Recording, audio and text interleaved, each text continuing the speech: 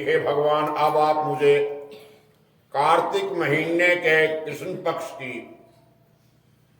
एकादशी की कथा सुनाइए। इस एकादशी का क्या नाम है, इससे कौन सा फल मिलता है। भगवान बोले कि हे राज राजेश्वर, कार्तिक महीने की कृष्ण पक्ष की एकादशी का नाम रमा एकादशी है। इसके व्रत से समस्त पाप नष्ट हो जाते हैं। इसकी कथा इस प्रकार है।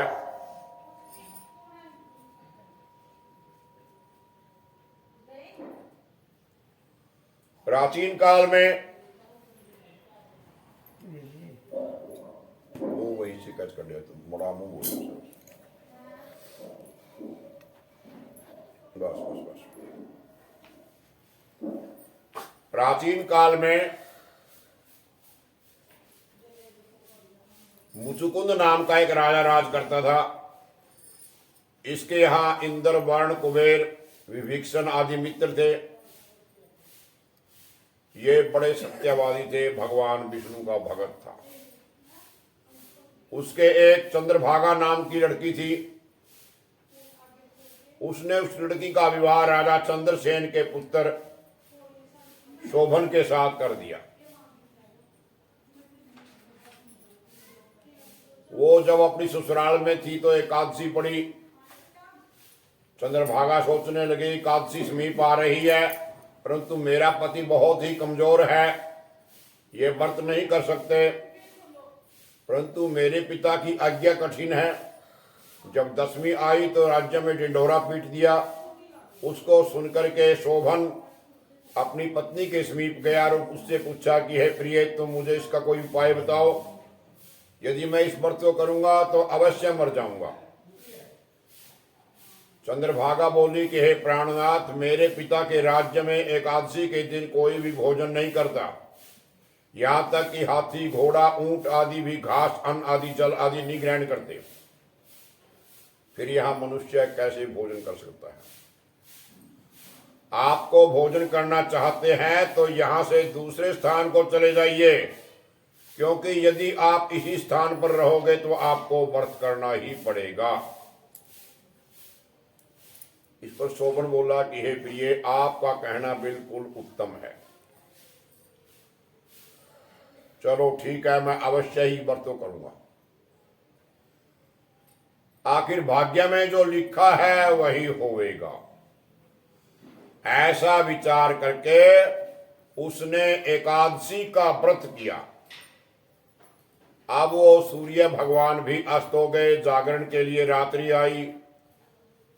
शोभन को दुख देने वाली थी। दूसरे दिन प्रातःकाल से ही पहले शोभन इस संसार से चल बसा। राजा ने उसके मृतक शरीर को दहन करा दिया गया।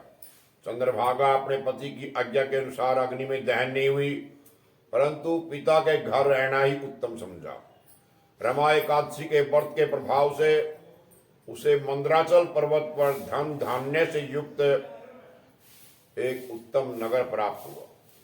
एक समय मुचुकुंद नगर में रहने वाला एक सोम शर्मा नाम का ब्राह्मण तीर्थ यात्रा के लिए निकला हुआ था। उसने घूमते घूमते अपने राजा के दामाद को देखा। उस ब्राह्मण ने उसको अपने राजा का जमाई समझ करके उसके निकट गया।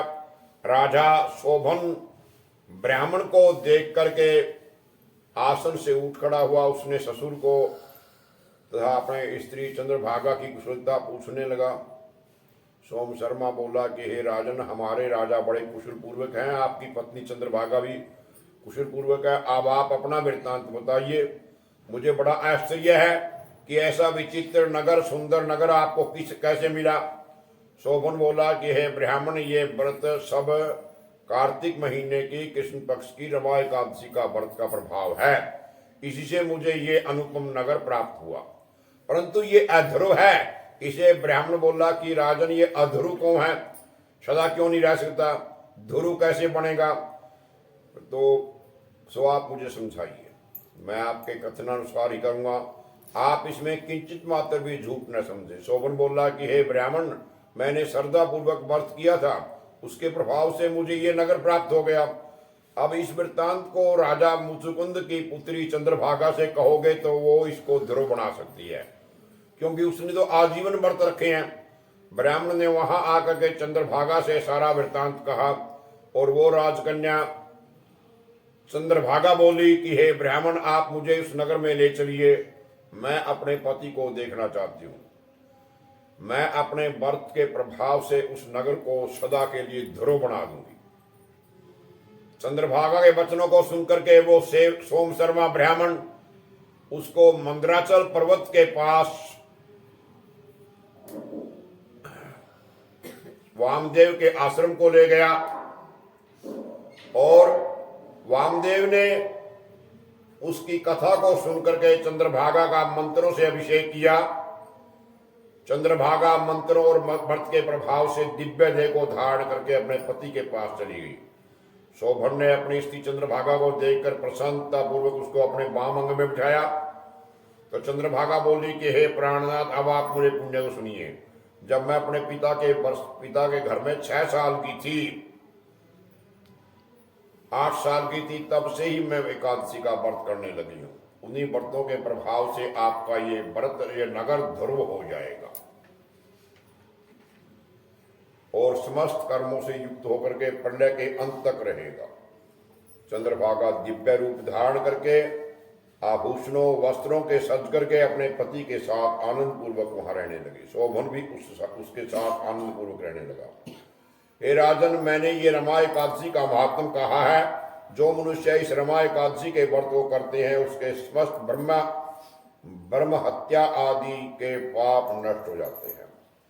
जो मनुष्य रमा एकादशी का महात्म सुनते हैं, वे अंत में विष्णु लोक को प्राप्त होते हैं। और विष्णु भगवान की जय। जय जय श्री राधा।